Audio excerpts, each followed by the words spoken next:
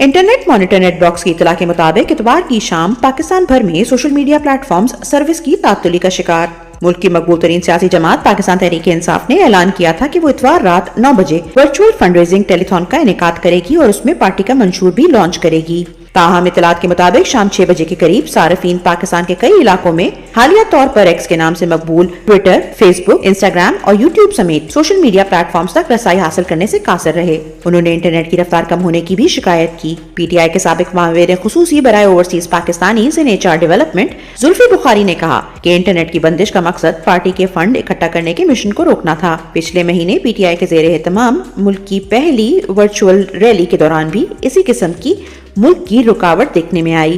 Party ने खुद साख्ता internet की बंदिश को शर्मनाक अमल करार दिया और इंटरनेट सर्विस के तातुल से पाकिस्तानियों को होने वाले इस मुसलसल नुकसान पर निगरान IT वजीर से मुस्ताफी होने का भी मुतालबा किया।